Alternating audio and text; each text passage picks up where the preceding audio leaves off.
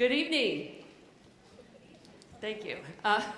My name is Jennifer Allen. I'm the Director of Secondary Education, and I'm delighted to be up here to treat you to something that many of us have been waiting for you to see and hear and interact with since August. We've been waiting to have Dr. Mark Brackett here. I'd like to thank a number of people. First of all, our superintendent, Dr. Colleen Palmer.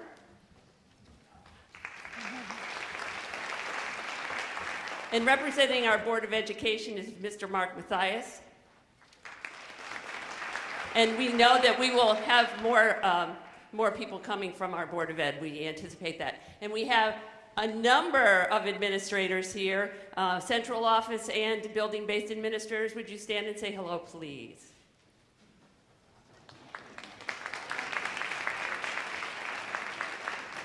And I'd particularly like to thank Ann Spencer and Candace Banks, our co-presidents of the PTA Council, who've been really supportive of this effort. Would you just say hi? And other PTO members, let's see it. Say hello. PTO, I know who you are. PTA, sorry. You're here. Thank you very much. So, as a team, we in the school system have thought long and hard about what we want for our students, and we want to talk to you about what you want for your children. And when we met Dr. Mark Brackett and heard what he had to say, we said, he is the message we want to bring for all of us to share, and he has much to say about how we can think about the whole child, how we can speak to the guiding principles, what we think all students should embody, not just academically, but socially and emotionally. So Dr. Brackett is here to talk to us. The key to raising happy, healthy, and successful children will all be all set once this evening is over. Dr. Brackett is the director of the Yale Center for Emotional Intelligence. He's worked nationally and internationally. He has a message that we think is really important, and I'm going to turn it over to the person you want to hear, Dr. Mark Brackett. Thank you. Yep, thank you. All righty. So, hi everybody. I guess my job is to ask you all how you're feeling. No? All right, I'm in a different state, I think. Just kidding. So really, how's everybody feeling? 7 p.m. on a Tuesday? And you're here to hear some guy from Connecticut talk about emotions for an hour. I give you a lot of credit. So I'd like to start off with a quote. Can I ask everyone, some of you are like really slouching in your seats. Can I ask you to get good posture? It'll make this looks better, just so you know. So many of you know who Maya Angelou was, an amazing poet, and one of her quotes is, "I've learned that people will forget what you said, people will forget what you did, but people will never forget how you made them feel." So I'm just going to ask you to take about 10 seconds and think about how that quote resonates with you as a parent. And if you're not a parent, as a human being, what comes up for you? What thoughts? What feelings? What memories? Pleasant memories? Unpleasant memories?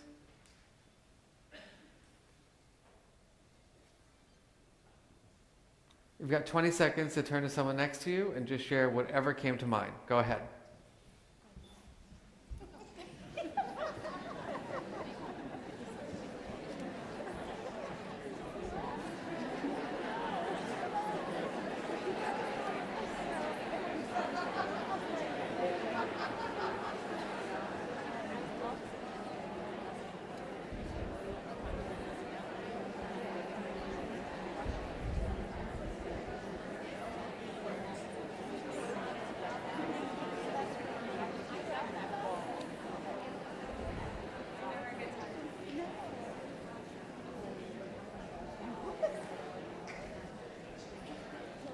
All right, let's come back together for a minute.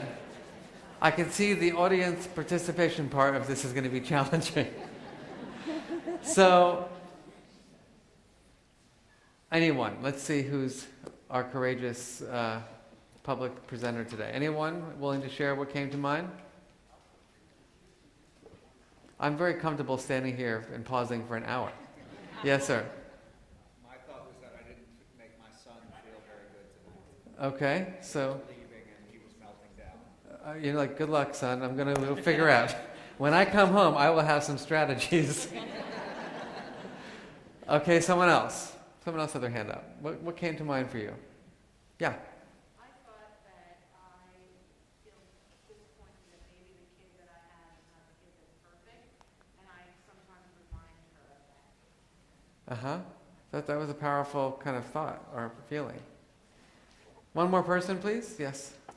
I would say it was how my dad made me feel. Uh-huh. He always made me feel that I could do anything, gave me a lot of confidence, in my ability and everything Nice. else. It was like a constant, even when I made mistakes, Uh-huh. it was just this constant affirmation. Nice. But I don't think I'm doing the same thing for my kids. It's every other generation. So, oftentimes people think that, what we do at our center at Yale is soft stuff. They call it fluffy, or they call it non-cognitive abilities, which I don't even understand what that means. But what I'm here to say is that emotional intelligence is a pretty hard skill, right? Your brain is replete with feelings and emotions and thoughts. And for some of us, they work in opposition. Does anyone know someone whose kind of emotion system is completely disconnected from their cognitive system? I'm sure you've met people like that. I lost my mom when I was in my early 20s, and my father, about a year or two later, was dating a woman who had that problem. We'll call her Blech. And so he was dating this woman who I just was like, my brother and I were like, what is going on here? Like, this is an interesting reality. Long story short is that they had decided, or she had really decided, that like where my father was living was not if they were going to get married, he needed to sell his house and buy a new house so they could start fresh together. My father was in his 68, he had had a quadruple bypass, just didn't feel like the right decision. And she wanted to buy this old Victorian house, which I thought was also ridiculous. Like, if anything, get like a nice ranch or an apartment, not like a Victorian house that you have to like climb up 4 flights of stairs and things like that. Anyhow, I take Blech out for dinner. And we're just sitting and we're talking, and I'm like, can you explain to me what's going on, your motivation here? And she goes, Mark, every decision I've made in my life has come from my heart. And my heart is telling me this is the best thing for your father and me. So you can imagine I'm an emotion scientist. I'm thinking I'm going to pierce your heart. But I didn't go there. Although I was thinking it, I'll be honest. The truth is I actually knew her kids because we went to high school together. And that what was really the dialogue going on in my head was like, your heart didn't do such a good job. But of course I couldn't say that either. And it's an example to me of how our emotion system can not inform, right, our cognitive system, right? That's not emotional intelligence, just so you know, right? Emotional intelligence is using our emotions to inform our thinking, but also our thinking to inform our feelings. They're working collaboratively to kind of make the best choices in life. So that's what this is all about, because some of us are very cognitively oriented. Like if you're an accountant or an engineer, I do a lot of consulting for Facebook, and everyone's an engineer, like, this is the way you do it. I'm like, I'm not sure that's the way we do it, right? We're talking about kids' lives here.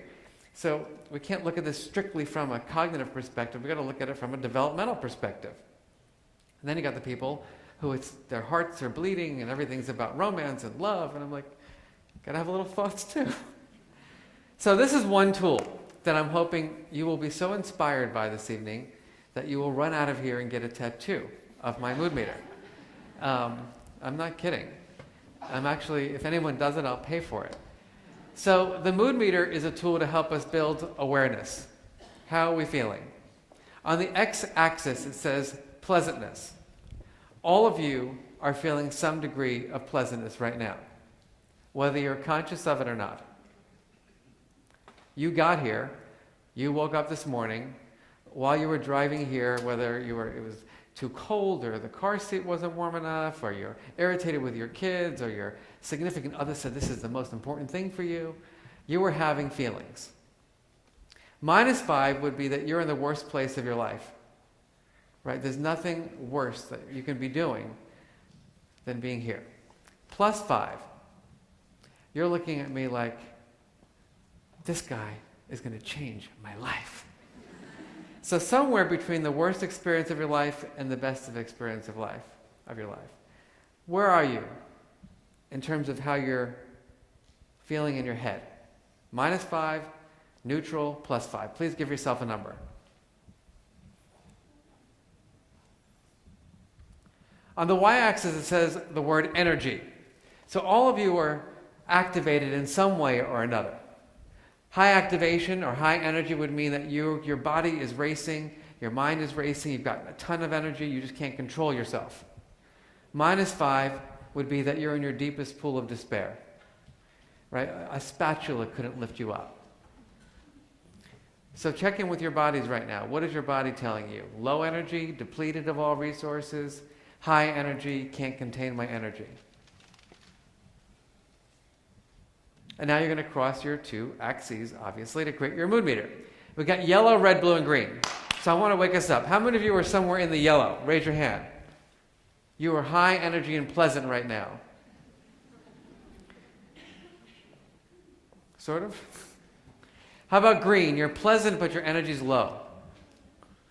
It's okay. It's the end of a long day, right? Anyone in the blue or the red this evening?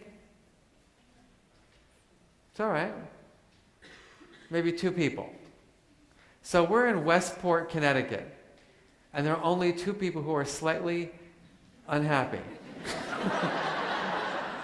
Like, I don't live that far away, but I live in the real world. And my hunch is that that's probably not the reality of the room, but we'll get there soon.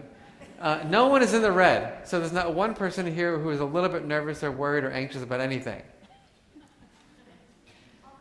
All right, thank you. We got some authenticity here. What I'd like you to do right now is convert where you plotted yourself to a word. What is the exact emotion word, the feeling word that you would use to describe how you're feeling at this very moment? Freeze.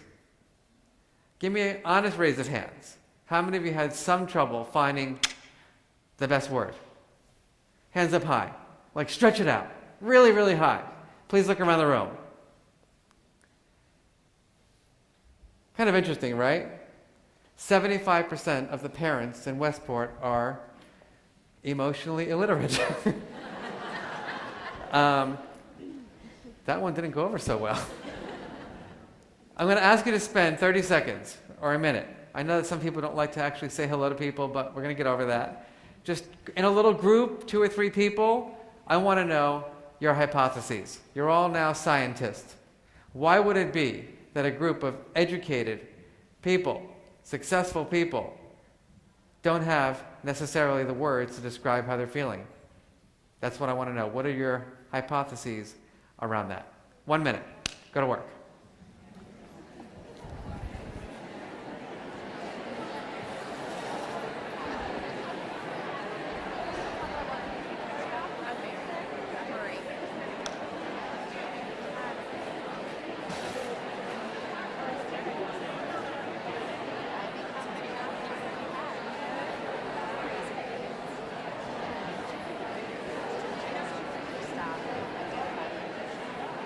Want to join us?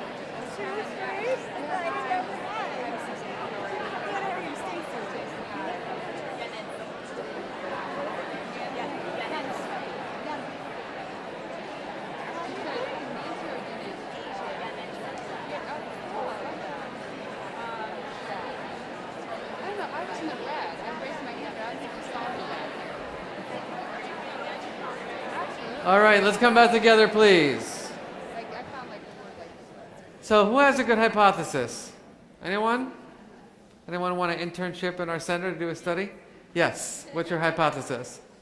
I want an internship. Well, you have to have a good hypothesis. I think we don't label our emotions because we just, our culture requires us to be upbeat and positive all the time, so we just forget how to label it. And Uh-huh. if you don't do it long enough, then you just, it's like muscle memory, you just forget it. All right, so interesting that the expectation that we have to be happy all the time. There's like 3,000 books on happiness, right? It's like complete baloney. But nevertheless, they keep getting published. And so if we're only in that one place, then we kind of lose the granularity of our emotional experience. Cool. Other ideas? Yeah. This is the first time I've been asked to articulate my current feelings on those two axes. Uh-huh. So like it just became more complex because like, well, pleasantness, energy, and you got to like kind of, good point. I like that. Yeah. How about embarrassed that they don't want people to know how they exactly feel? Maybe that's the case. Maybe we just don't, we kind of suppress it because if we share, like, ask me how I'm feeling. Devastated. Right. And then she laughs at me. And you want to know why I have a career.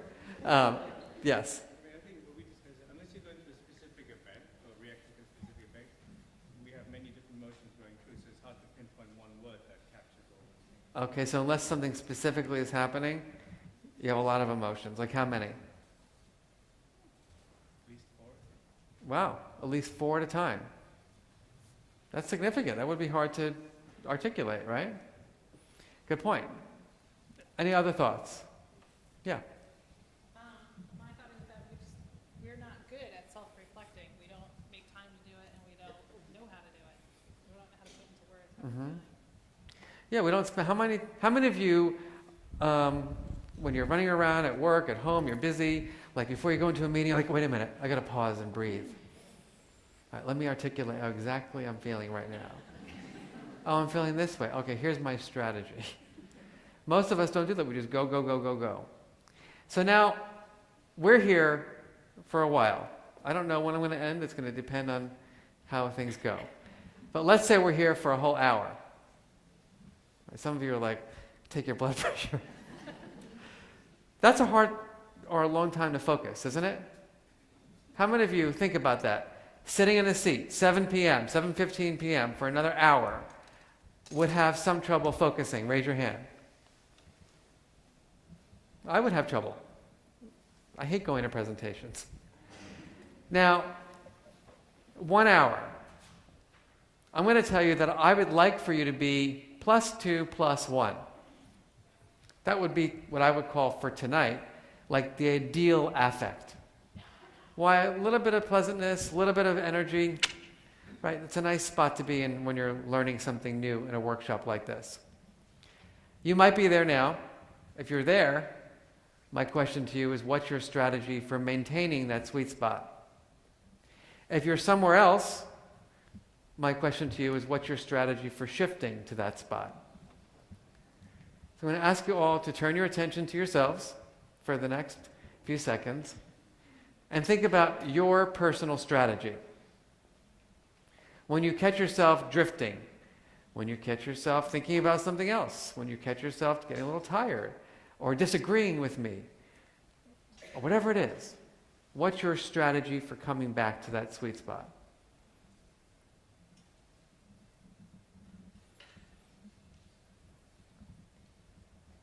Who feels they have a strategy? 2 people. What's your strategy? You're going to take notes. All right, writing. Someone else. Think about my kids, why I'm here. So put the perspective on, what am I doing here? What do I want to learn? Yeah. Back there. Just breathe. So breathe and come back to the moment. Okay? Anyone else? Yes. I'm going to try to find something in what you're saying that fascinates me. All right, good luck. But sure, you're going to try to think what resonates with you. Any other strategies in the room? Yes, back there. Being mindful and just listening to actually what you're saying instead of drifting off and Going to be mindful and just listen to what I say. One more? Yeah. The worst thing is you can leave. Thank you for sharing. So let's take a minute now. And I am your son's daughter's teacher. And I come in the morning and your son just had a little meltdown with daddy, mommy. Your kid is now in my classroom. And I'm checking on how they're feeling. I want to make sure they're ready to be in that sweet spot for learning. And I say to your children, I give them some strategies. Just breathe.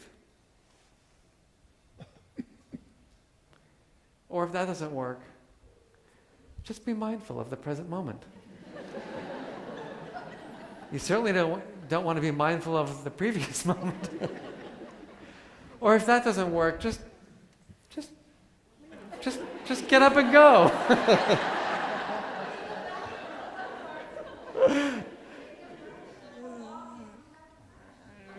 Maybe. So here's the challenge, right? Easier said than done, correct? I mean, I've been studying mindfulness and meditation for 25, 30 years now. And sometimes I take my breath when I'm like really pissed. I'm like, now I really hate you. Like it actually becomes clear. So breathing is fabulous, but we got to go a little deeper. We got to get granular here in terms of specific strategies. Have any of you, as a parent, ever asked your son or daughter to do something like this? Honey, Daddy needs you to calm down. Does that sound familiar to anyone? Right? Or maybe you've done this one in the evening, something like this. We got to get your homework. I need you to focus. Honey, focus. Resonate with any of you? And how many of you, when you instruct your child to calm down or focus, it's just like, wow, like a magic wand. All of a sudden, their like attentional capacity becomes sharp. I mean, it's complete baloney, right? Because it's hard to calm down. It's hard to focus, right? We need specific strategies. In classrooms, you can focus, right? If it's engaging, I'll focus. If it's boring, I'm not going to focus. I'm going to think about other things. Same thing at home, right? If you're being yelled at to focus, right? You're reacting to the scream and the yell, not the request. All right, everyone please take a nice long inhale and an exhale. And if you're comfortable, we're going to get out of our seats and we're going to rise. Everyone stand.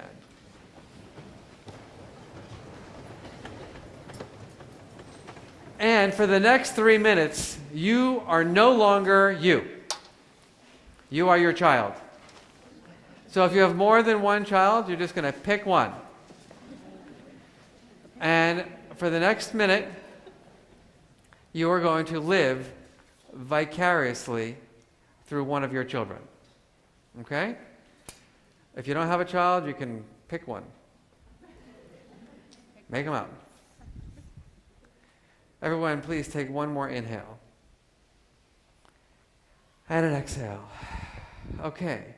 You are your child. Remember that. Not you. You are your child. It's 6 o'clock in the morning. You awake. How are you feeling? This is a silent reflection. You wake up as your child at 6 a.m., 5:30, whatever it is. How do you feel when you wake up?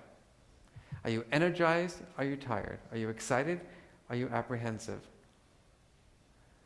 You're getting ready. It's time for breakfast. You're calling down. Your mom or your dad is saying, honey, your gluten-free oatmeal is ready. Or maybe not. Maybe your child or you are making your own breakfast. Or maybe you're not eating breakfast. How are you feeling at breakfast? Who are you with? What are you thinking about? How are you feeling? All right. You're off to school. How are you getting to school? Drive, bus, walk. How are you feeling? You enter school. You are your child, remember. You walk around, you look around. How are you feeling? Class 1, 2, 3, math, science, language arts, history, social studies. How are you feeling as a student in these different classes? It's lunchtime. Is lunch an easy time or a tough time for you? Friends, no friends, struggling, not struggling, excited, fearful? How are you feeling? All right, it's after lunch. You're back in the hallways, classrooms, gym, art, math, science, all different subjects, tests, no tests. How are you feeling? All right, you are leaving school. How are you feeling? Where are you going? Home, not home, after school program, music, tutor? What are you doing in the afternoons between 3 and 6 or so, and how are you feeling? All right, guess what? Now it's dinner time. What is it like for you at dinner? Healthy, unhealthy dinner? Is it an easy dinner or a stressful dinner? What are you talking about as this child at dinner? After dinner, homework? No homework? Don't care about your homework? TV, texting, locking yourself in your room, Facebook, Twitter, Instagram, Snapchat. What are you doing in the evening and how are you feeling? All right, you now are going to sleep. You're putting your head on your pillow. You are your child, remember. How do you think you or your child is feeling right before they fall asleep? Okay, so for some of you, this may have been uncomfortable, others just fine. What I'm going to ask you to do is just turn to someone. You don't have to share your whole roller coaster ride, but just share what came to mind for you as a result of this activity. Take 30 seconds. Go ahead.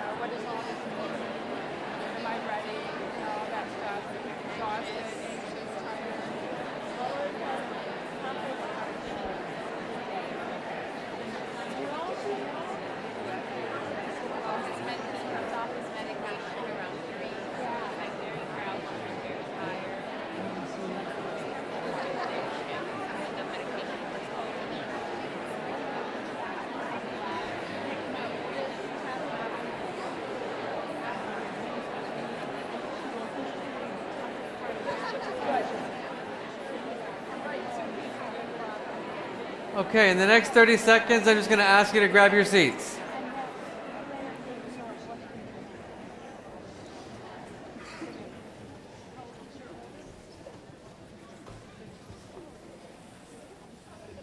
So I ask you this one simple question. After going through that reflection, how many of you believe that how your child feels matters? How many of you think that how your child feels influences their academic performance, their relationships, their health, their decisions, right? So that's why we're here. And not only from the experiential standpoint, but from the scientific standpoint. So we know from our research that how you feel, how your child feels, matters for 5 big reasons. The first is attention, memory, and learning. Think about it. If you're feeling stressed or bored or overwhelmed, your ability to be present is going to be sacrificed. Now, I can tell you that from my own life. So I was not, the amazing person that I am today back when I was 13 years old, right? I was an awkward kid who was really anxious. I was bullied horrifically. Extortion, crazy shit went on. And I don't know, it just happened. And I was not able to focus. I couldn't focus. I was a C student in my middle school. I know some of you were looking at me like, this guy's a genius, right? How's that possible? Well, it's a case study of how our emotion system and our cognitive system, if they're not working together, right, one gets sacrificed. I could not focus. Just couldn't. I couldn't concentrate. I was too worried about friendships. I was too worried about getting home safely. I had two brothers. One had mental health problems. The other one had physical health problems. My mother was worried. She blamed herself for all the problems that my other brothers had. I was kind of abandoned in that way and didn't want to talk to my mother because I would say, Mom, I don't know, like things aren't going well. Oh my God, honey, don't tell me. Mommy will have a breakdown. Like, okay, Mom. Like, I'm having the breakdown, just to remind you, and I'm 13. You're supposed to have the strength. So, right, how we feel, how you feel, right, is influencing your child's attentional capacity. Just putting that out there. The second is decision making. Have any of you ever made a bad decision? No one here. Like, you're just, Westport is that perfect. You're just like Greenwich. So, think about that. Emotions and decision making. Has anyone here ever been with their child, like, literally at the end of their rope? Like, you're in this moment of despair where you're like overwhelmed and angry and sad and all those feelings are in one. Raise your hand if you ever had that moment. Okay, so we're real people here. That's good. And how many of you in that moment, right, have potentially, you don't have to raise your hand for this one, said something or done something that you're not so proud of? Right? We're human. But what's interesting is that in that moment when we're making the choice to say, I can't believe that, right, or whatever it is, right, it's rare that we stop and say, wait a minute, I'm not being an effective role model. Because when we're activated, right, and when we're triggered, what's interesting is that our areas of the brain that are responsible for making good choices kind of gets disconnected from that ability. And part of this process, right, is building that capacity, right, to self-regulate. But what's really interesting is that how many of you feel like when you were in high school or elementary or middle school or college, you had like real good training in self-management? Right? There's no training in this area. It's fascinating, isn't it? How many of you believe that your child's ability to manage his or her emotions effectively and your ability matters a lot? Everybody raise your hand. It's the number one predictor in our research. The third is relationship quality. Think about it. Emotions are signals to approach or to avoid. Just take that in for a minute. Emotions are signals. They say approach or avoid. Does anyone here have a relative who displays negative emotions frequently? Like complains a lot, or like this, like walks around a little bit like this, or like this a lot.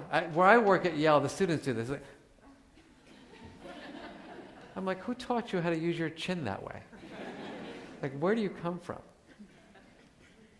I have an aunt, for example, just this past Thanksgiving, we spent with one of my aunts who lives in New York City. She's in the garment industry. And she has this nice apartment on the east side, and she's, bitter.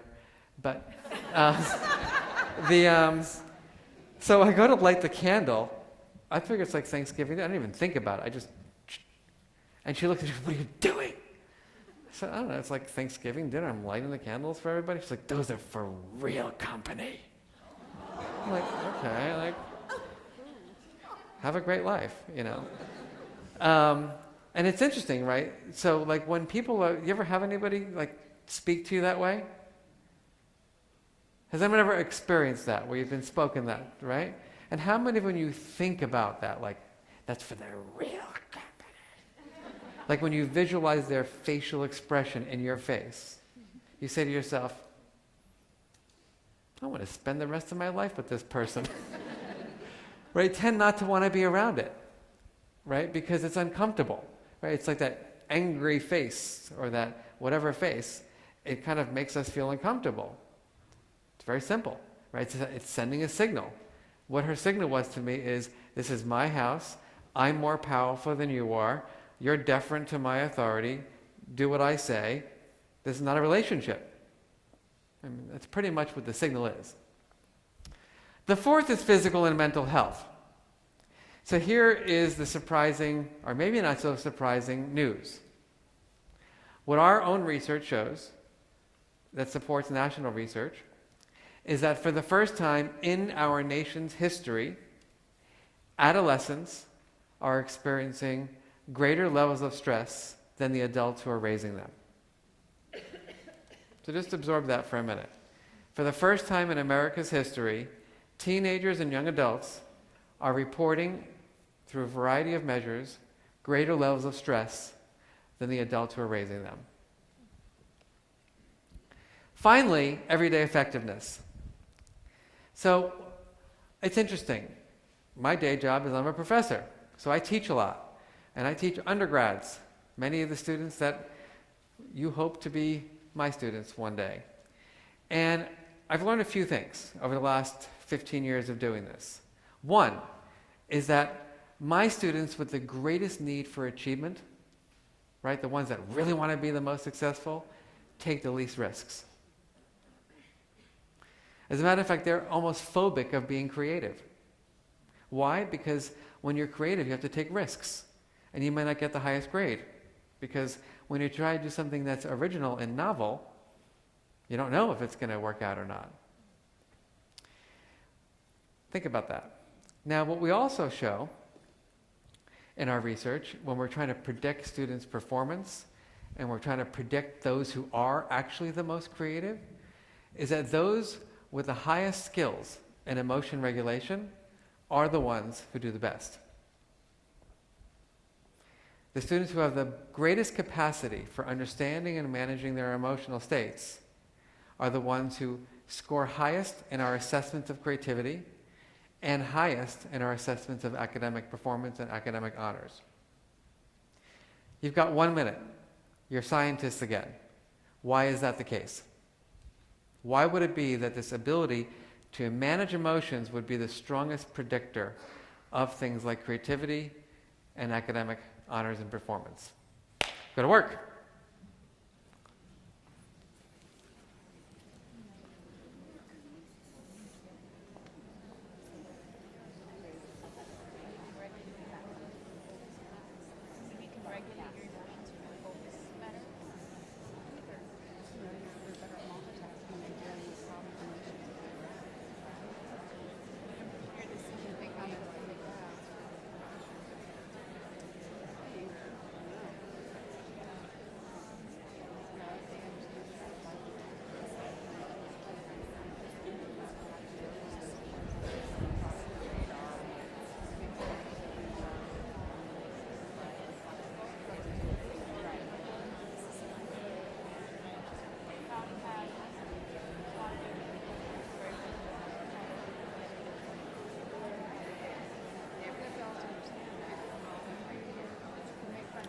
Alrighty, let's come back together.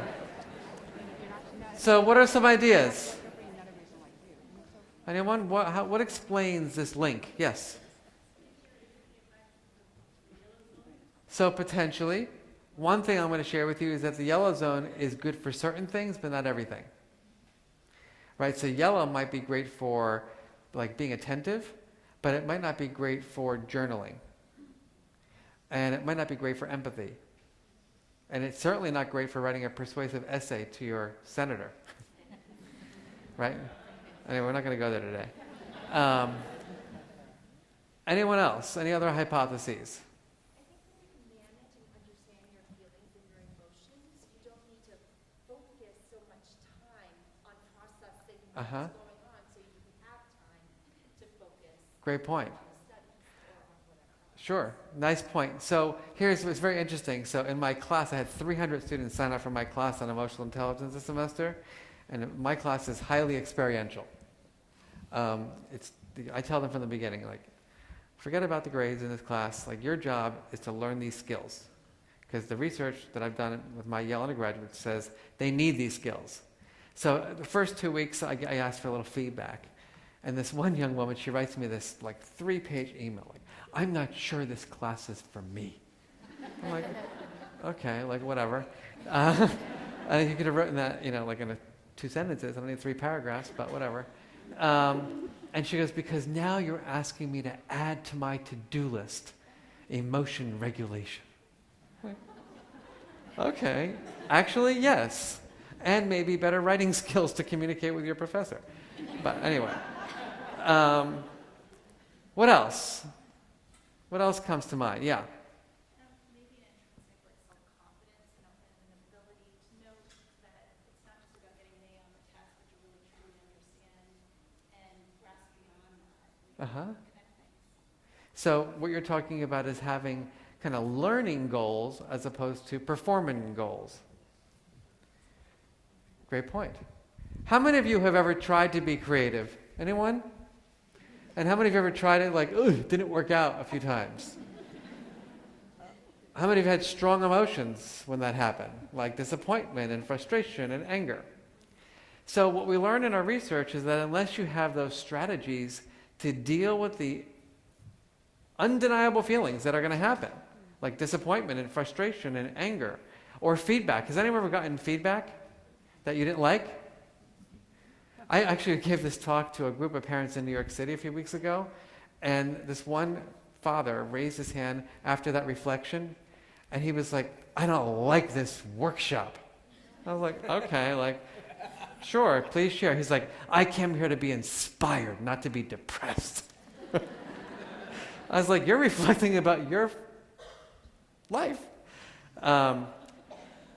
And so like in that moment, right, I'm like, internally, like, the hell am I going to do with this guy?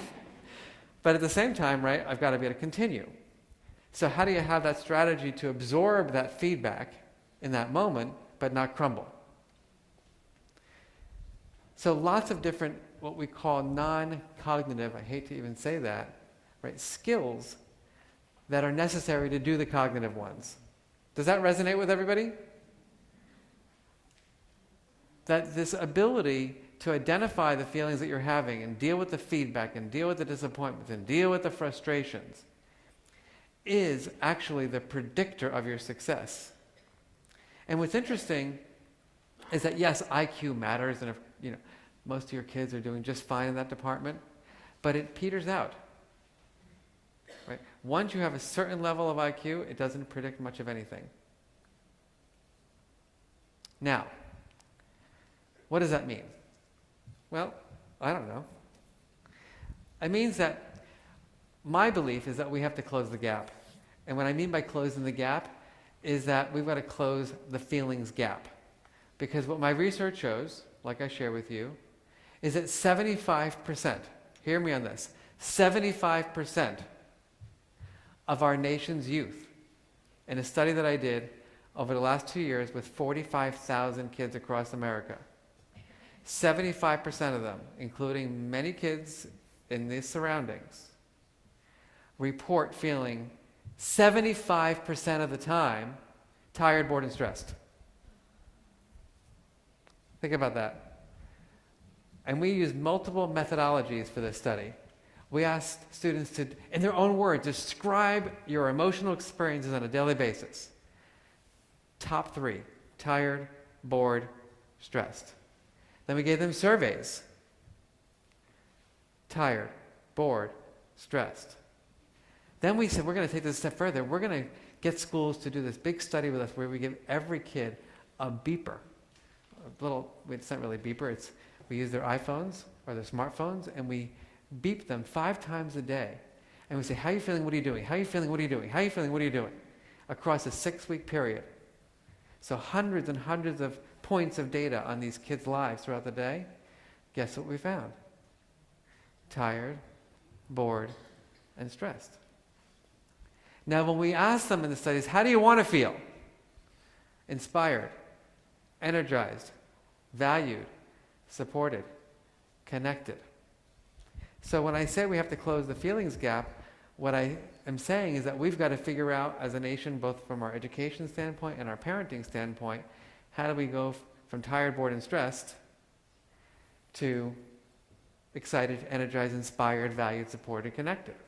Because think about it. If your children are feeling tired, bored, and stressed all day, and at night at home with you, how much are they actually able to absorb and learn and build relationships and make good decisions? So the first step is that you've got to have the mindset that how you feel and how your child feels matters. And I'm not sure that we're there yet in the world. Because I meet people all the time that say, like, feelings? I don't have time for feelings.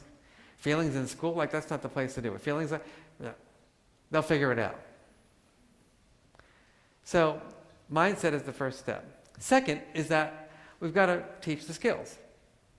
Second is we have to work on building more positive emotional climates. And what we say is that it's got to happen at the home, it's got to happen in the after-school setting, it's got to happen at school, everywhere.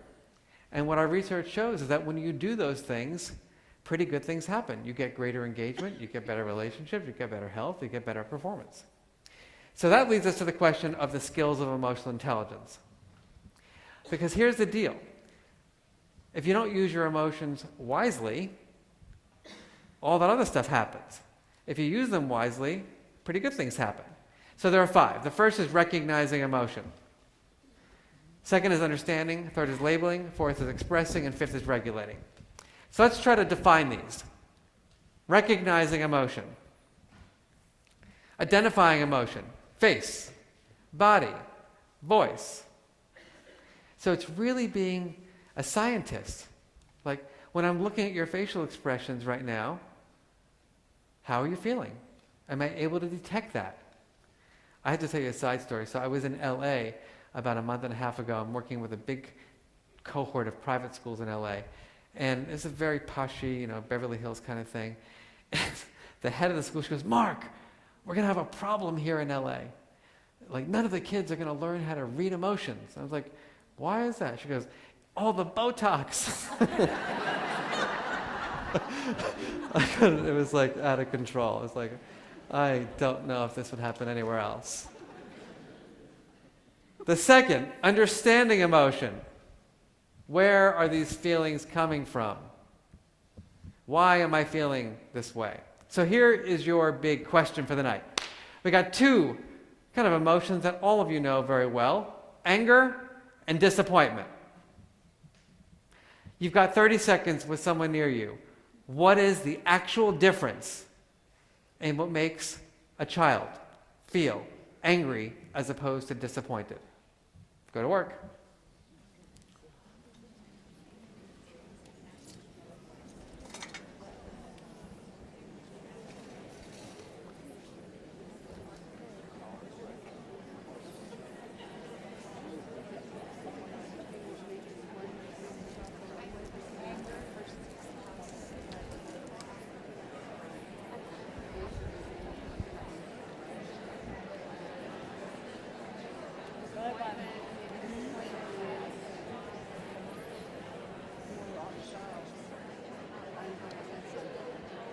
It's so funny, I thought a letdown like someone else. I was so disappointed. That's it. You think they're both within, or do you think they're both outside? Alrighty, let's come back together. Who feels like they've got it? Anyone confident in disentangling? Yes. Like anger is like a powerful emotion. It's not like exposing emotion. It's like, like there is like Can feel the aggression inside of you. something with it. While disappointment is a deeper feeling. Okay, Almost like an anger is a cover for the deeper stuff. interesting. The cover of the anger so nobody can see the real thing. You're revealing a lot tonight. I think I came with baggage. Well, no worries. We're all one. All right, the anger is a cover for the disappointment. Anyone else? Yeah.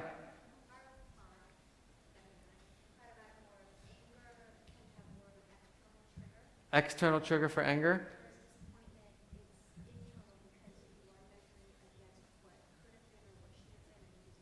Okay. Interesting. All right, so internal gap or internal where anger happens from without. Someone like activates you or angers you. One more. Yeah. Frustration leads to anger. All right, go ahead. We seem to think that the anger would be based on a child not being understood or heard, and disappointment is more not getting what they want. Interesting. What they need. So being misunderstood or not getting your needs met. Let's say I stopped right now. How many of you would leave here saying, oh, I feel confident in my understanding of the difference between disappointment and anger? It's pretty amazing, isn't it? Like the simplest of emotions that we speak about every day, but yet really unpacking these underlying differences is more complex than we might think. So think about it. Disappointment, unmet expectations. I thought I was going to get an A. I didn't get the A. It was legitimate. The study guide was honest. I studied everything on it. Just didn't live up to my expectations. I didn't remember that one fact, and whatever happened is I feel disappointed. Anger, on the other hand, is, here's what was said was going to be on the test. There were some surprise things on the test that I didn't study for. You tricked me. I'm pissed. Now I'm angry. So anger has a theme of injustice or unfairness. Does that make sense? Now, how many of you would have a child that might come home and say, I hate school. I'm never going back to school. I hate you. How could you make me go to school? And what do you automatically say the child is feeling? Anger. But boys aren't necessarily going to show you. They're disappointed. Right? They're going to display anger. And you're going to see anger. And oftentimes we regulate what we see, but not what the child is actually feeling. And that's why what we say in our center is that you have to name it to tame it.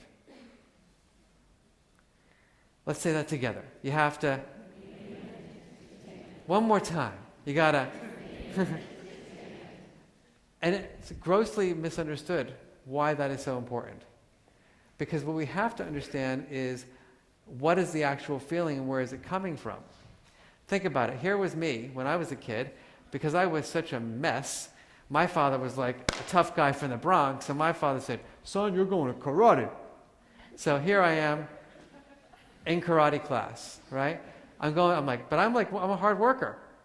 I go into karate, and I'm like working hard, and I'm ready to take my yellow belt test. I'm so proud to be a yellow belt. And I failed this yellow belt test like no tomorrow. I was a mess. I got anxious during the test. Everything happened. So think about that. Case 1. I knew all the requirements. I took them. Failed. Case 2. I knew all the requirements, but my sensei said, this is a test. This isn't practice this time. Black belt, come in here and you be his opponent today. Why'd I fail? Anxiety. I'm freaking out. That's not, what are you doing? This is, Case 3, the bully in the school now comes in as my partner. Now I'm terrified. Case 4, I'm in the locker room and the bully says to me, guess what? We knew you weren't going to pass your belt. Guess who's going to beat you up tomorrow in school? Now I'm fearful. I come home. I hate karate. I'm never going back to karate. I hate karate. And you think your child is angry. But unless you know the underlying reason, whether it's fear or anger or anxiety or terror, right, you're not going to be able to support the kid. Why is that? Because they're completely different strategies you'd have to take. Disappointment? All right, come on, son, let's work it out. We'll get those blocks improved, right? The fear? Now I'm getting phone calls. Sorry, can't do that talk tonight. So knowing the emotion is what helps you choose the correct strategy. Does that resonate? Everyone say, yes, sir. Let's get. I can't emphasize that enough because we miss the steps. We go from recognizing or thinking that we recognize, oftentimes we're misidentifying, right to trying to regulate without the understanding and the labeling piece. Yeah? Are you going to help us figure out how to, like when I hate karate, how you figure out whether it's fear or terror? Next year. Everyone's being trained here. You're lucky. This district is moving forward with this work, so you're going to be in great shape. Today is the opening act. So, third, labeling, putting the word to it. Fourth, expressing, knowing how and when to express your emotions. There are rules. Aren't there rules? I did a talk on Wall Street a couple weeks ago. I was fascinated by the rules in this place. Firstly, everyone dressed better than I did. It's very depressing. Secondly, everyone's handshake was stronger than mine. I was fascinated by that. Hello, Dr. Brackett. I was like, wow. I work at Yale. I was like, hey. Like I don't even know my name is Dr. Brackett. I haven't heard that in 10 years. All the rules. There was so many rules that needed to be followed. That was corporate versus academic. Now, I grew up in New Jersey and New York City. I lived on the Upper West Side. I used to go to coffee shops in the morning. I have all these neurotic people. All my friends were writers, and they'd be bloated and tired and on the beet diet this week, and I can't get a word. I'm like, oy, oy, oy. And now I live in Connecticut.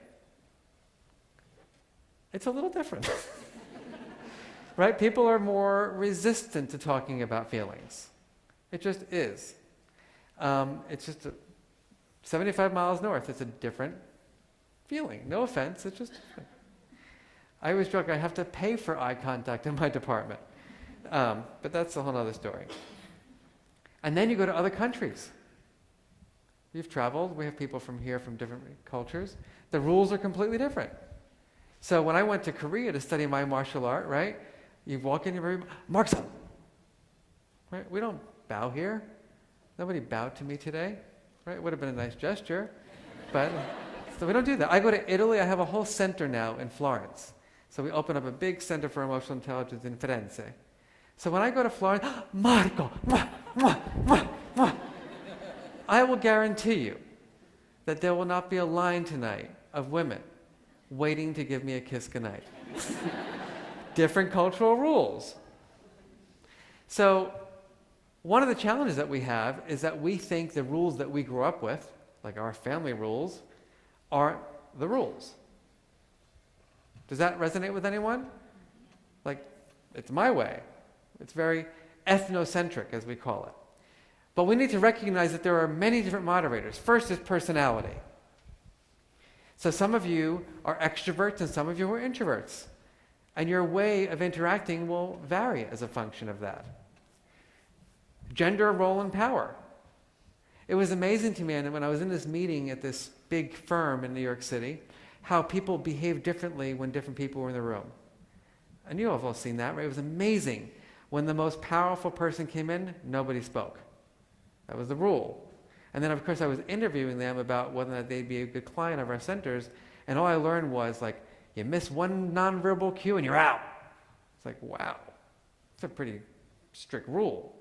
Like when the bigwig makes this, if they ask you a question, if they say something like, how did you think the meeting went? It means you're fired.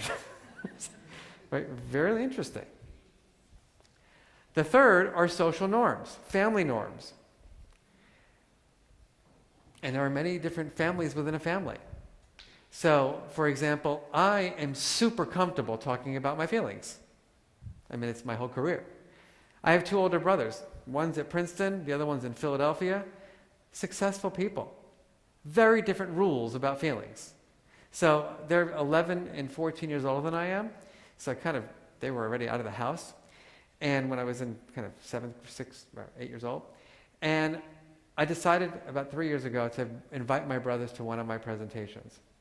I'm like, guys, like, they really think that my career is sitting in coffee shops thinking, right? I'm like, guys, I really work, I teach, I do stuff. You got to come hear me.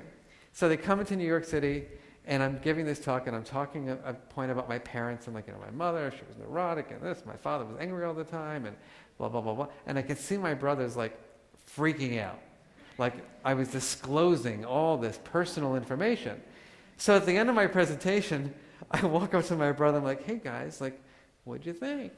And my one brother looks at me, he goes, don't talk to me.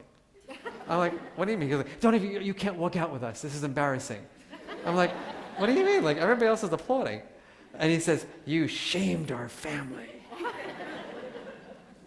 Right? Think about it. You shamed our family.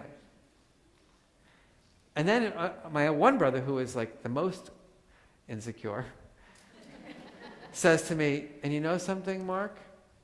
Your career can crumble because of these kinds of presentations, right? Because people are going to think you're weak, right? I remember I looked at my brother, I'm like, Dave, like in my department, we call that projection, right? Like, I'm doing okay.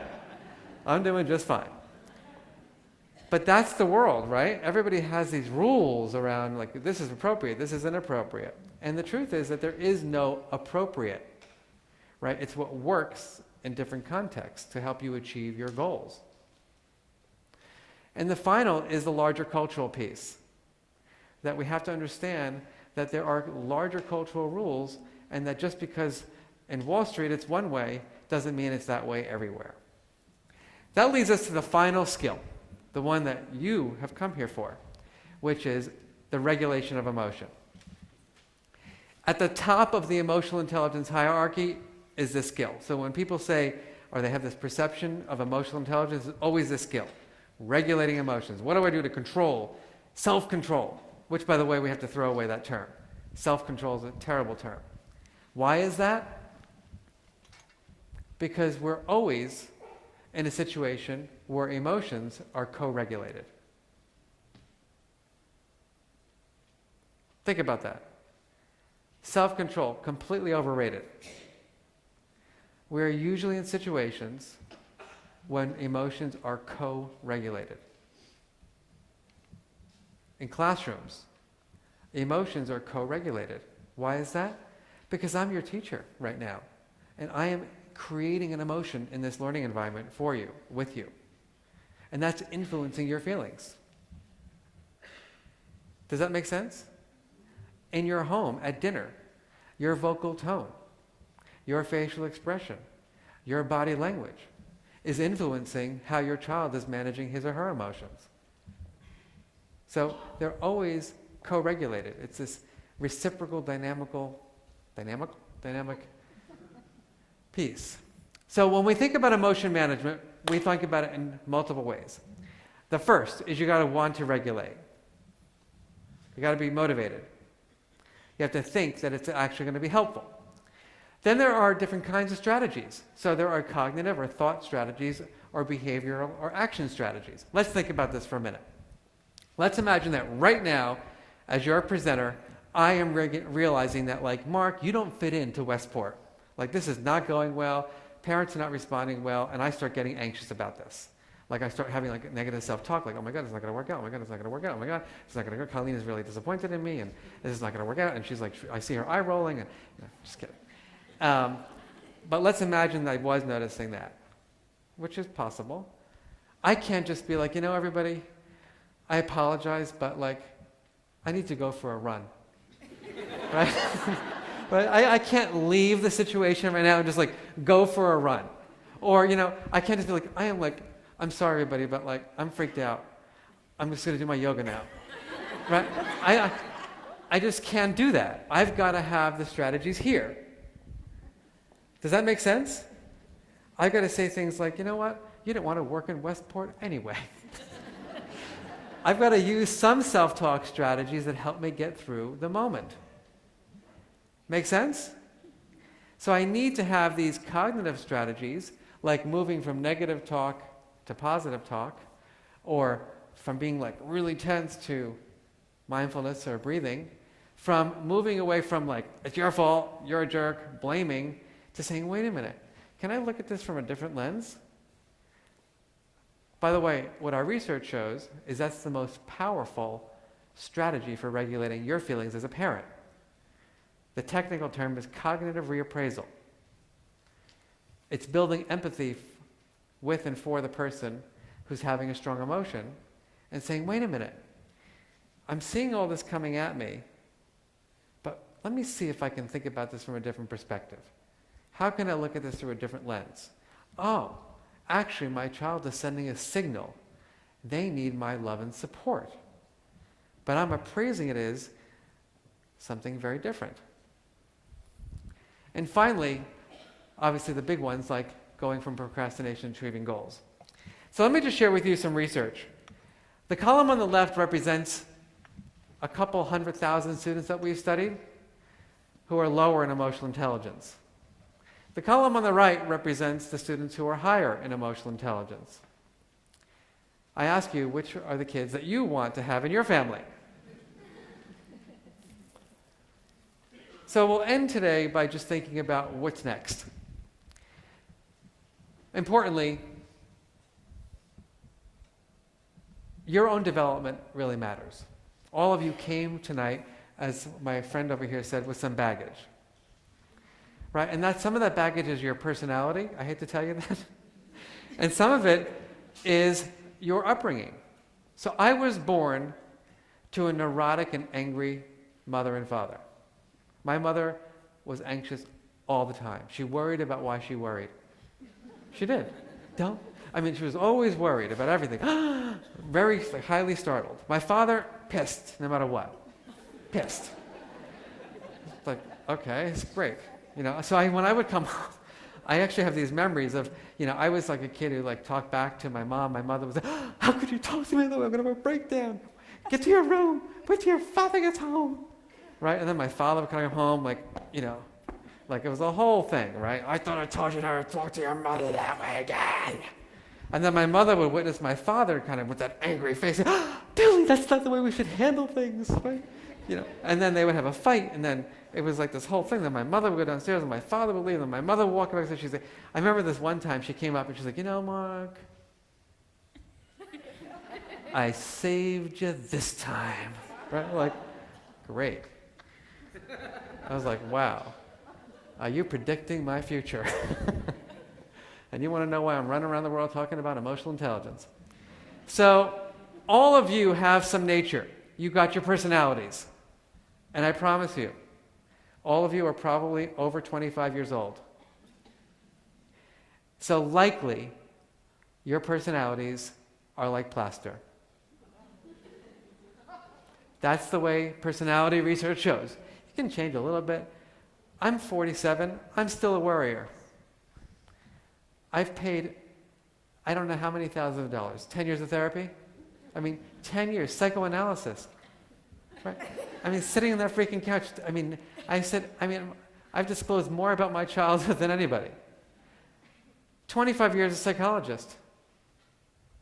15 years writing curriculum on social and emotional development. And sometimes before I go to bed at night, I have these little panicky feelings. Oh my God, I did this, blah, blah, blah. The automatic anxiety is my genetics. The great news is that I have a lot of strategies. I can reach into my pocket and say, Mark, use your breathing tonight. Mark, use your reappraisal tonight. Mark, have an extra glass of wine. I don't do that. But those are my genetics. And then you got the nurture piece. So it's your time now. You know way too much about me. Take a moment and think about your emotional development. What did you learn about emotions growing up in your home? Were emotions useful sources of information? Maybe, just maybe you grew up in a family where when you were coming down the stairs for breakfast in the morning, there was a lovely mood meter on the refrigerator. And your mom or your dad or whoever took care of you said, good morning, my love of my life, my ray of sunshine. I'm noticing on your, like, is everything okay? I'm noticing a little shift in your facial expression today. And then you say, oh no, I'm feeling okay. No, that's not your okay face. I'm noticing, like, there's something. Is it anxiety? Oh, no, honey, it's apprehension. I thought that's what it was. Honey, let Daddy give you a research-based strategy to help you regulate. My hunch is that you didn't grow up in a family like that. What did you notice between the people who were raising you? Did they communicate in positive ways? Did they show affection and love? Did they suppress their feelings? Are you like one of my friends at Yale who describes her upbringing as a rug that had a lot of dust on it? Because we took a ride once. We were giving a talk together at Cornell University, so we drove 8 hours from New Haven to Ithaca, New York. And she's like, Mark, I have talked more about my feelings in this car ride than I have in my 50 years of existence. We just wiped them under the rug. We didn't have feelings in our home. They just got buried. Of course, they surface in weird ways, right? So here's the deal. All of you in this room, there's nothing we can do about your temperament or your personality, and we certainly can't change your upbringing. But the really good news is that your brains are fully available to learn this stuff. It's not like if you were trying to learn a second language right now, which would be really hard. Like, you going to try to learn Mandarin right now? Whoa, that's really hard. You learning or building a better emotional vocabulary? It's possible. You learning how to model effective emotion management strategies? It's possible. You learning more effective strategies? It's possible. And the great news is that your kids are really young. So we have the opportunity to literally shape their development. I'm always envious when I get to see, we have 1,300 schools that we're working with, and I run around and meet these kids and their families. And some of these kids have been doing this work for 5 and 10 years, and I meet them, and they're, it's amazing to me how skilled they are. This person's persistent. And it's amazing to me when I interview them how the way they see the world is completely different than the way I see it. Because I was lucky to write the curriculum, but I didn't get a chance to live it. I'm learning it as an adult, which is helpful, but these kids are learning it from the ground up. It's literally creating more pathways in their brain than any of us ever had. So what I'd like to wrap up with is just sharing with you what Westport will be engaged in over the next 100 years. There are tools that we use to teach emotional intelligence. And I'm just going to share with you the mood meter, which is the one that you learned today. The more advanced training in the mood meter has to do with really understanding the face, the body, the voice, the physiology, really building a sophisticated emotional vocabulary, learning effective strategies to manage the full range of emotions. For the educators, will be learning how to make instruction more engaging by differentiating learning activities using emotions wisely. Art teachers will be engaged in these processes to help make art more emotional. We even have an app that we've built to help you as a parent work with your child and work with yourself to develop your emotional skills. So I will wrap up by saying a few things. Just a few tips. 1, your children can tell when you're hiding your feelings.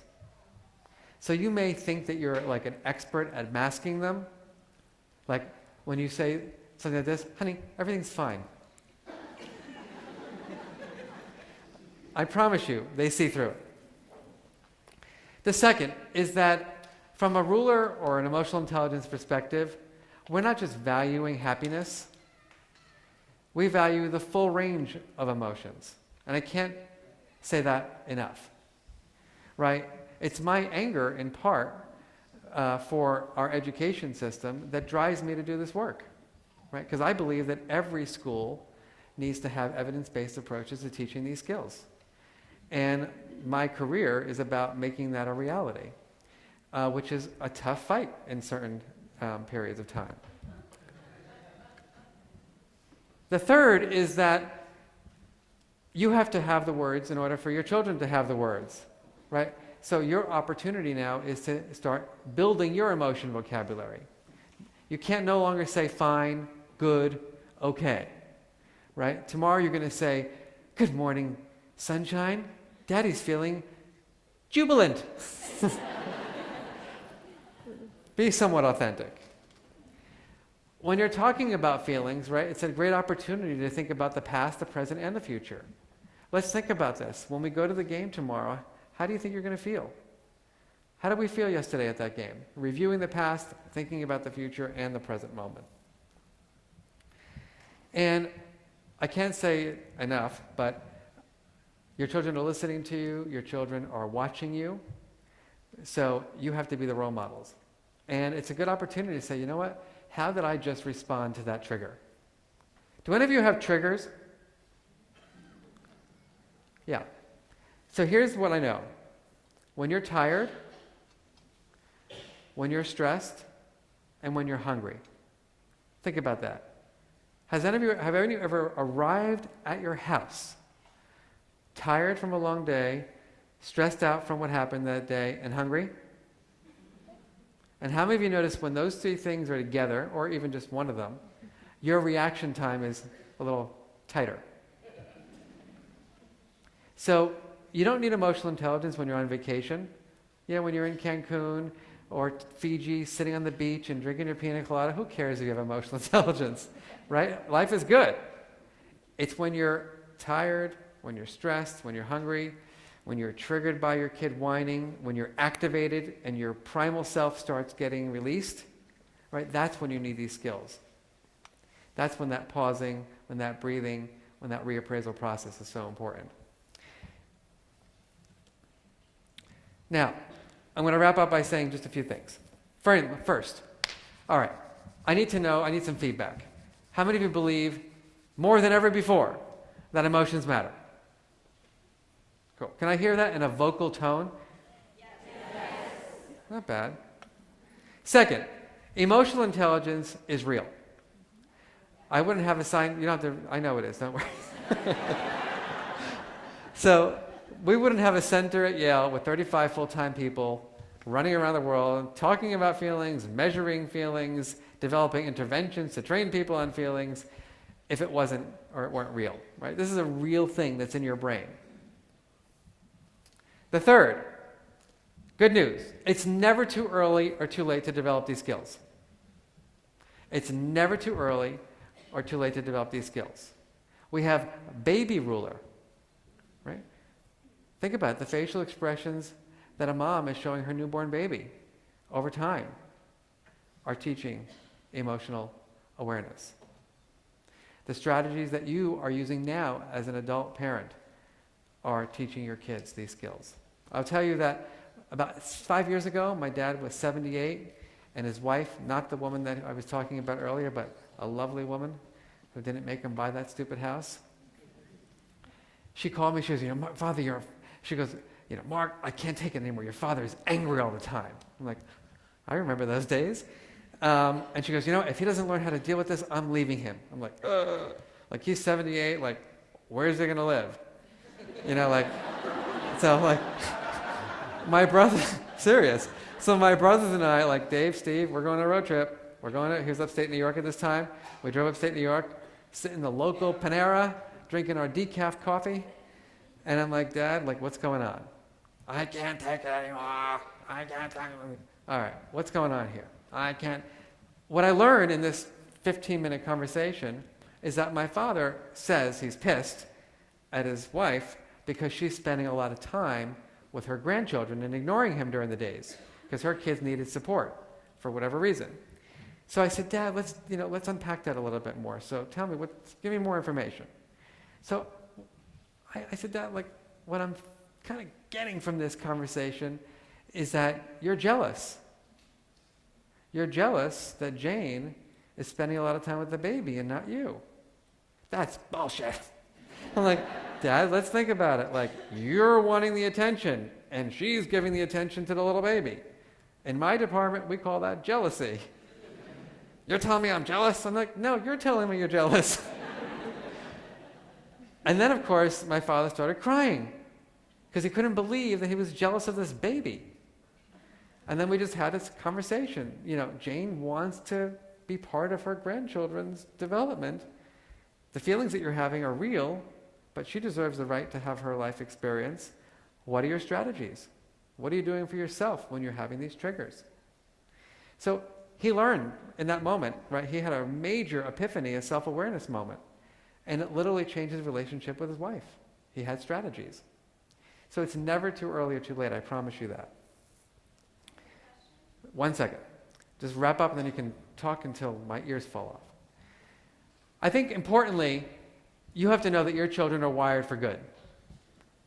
So my colleague at Yale does research with little infants, and little children's automatic responses are empathic.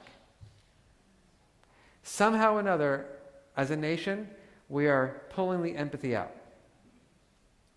And it's our job not necessarily to teach empathy, but to create the environments in schools and at homes where that empathy can naturally develop. Think about that. I showed you a few tools today. One is the primary one, which is that mood meter, one tool. There are many others, and over the course of the next couple of years, these schools and the adults who are teaching your children will learn them, and we'll build the systems to make sure you get them too. And what I want to say is a little bit of a, big comment. So, I'm an academic by day and a proselytizer by night. I can't make big claims. I don't believe that by tomorrow morning all of you are going to be like these miraculously changed people that are going to model all these effective strategies. It takes time, right? It took us time to be who we are today, and it's going to take us time to develop these skills over time.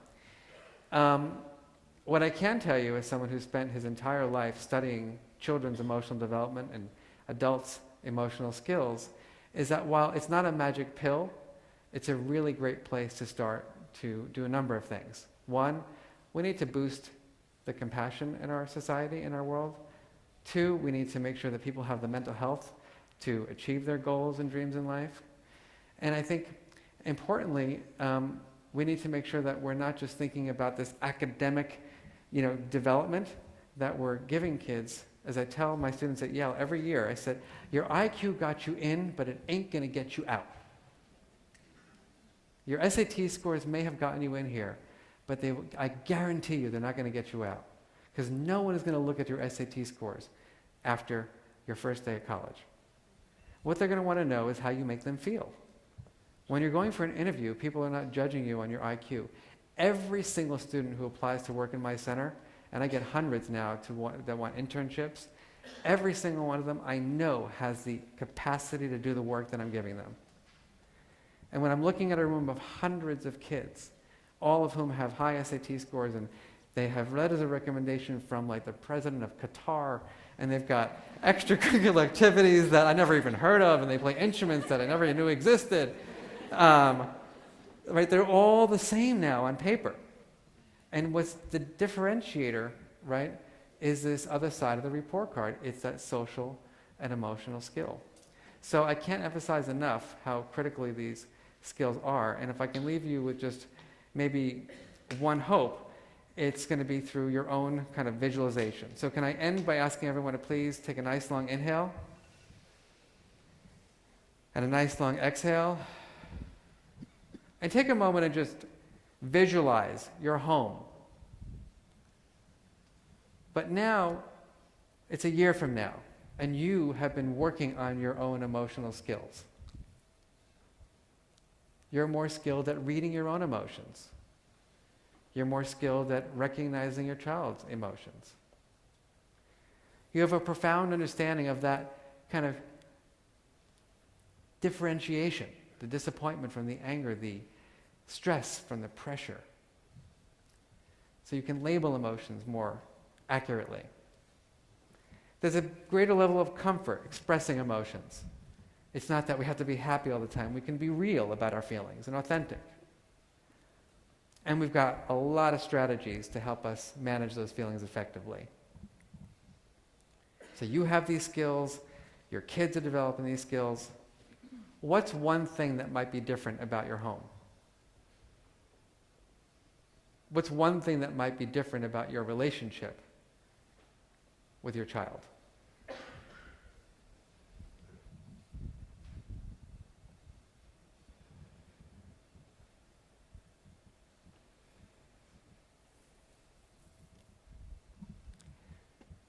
So I'm not going to ask you to share that. I'm going to ask you to leave with that.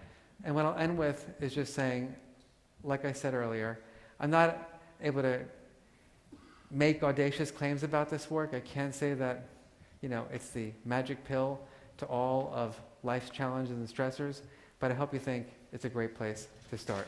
Thank you so much. Thank you, everybody. Thank you. Thank you very much. For those of you who have been madly taking photos, I just wanted to let you know that we have been taping this, and we will make it available to you, and we will communicate how to get to it. It won't be Googleable, but we will let you know how to get to it through your PTAs and through your schools, with the administration. I just want to say that in pointing out all the people who are here tonight, from people from the schools, from you folks, your parents, I think it's clear that we have a movement here. We have a number of people who want to help students be emotionally intelligent. We want to improve ourselves and become as emotionally intelligent as we can to help guide our students and our children. This is the beginning of a movement.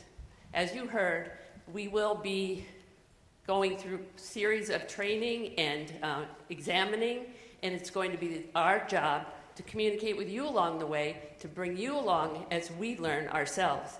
So become part of this movement.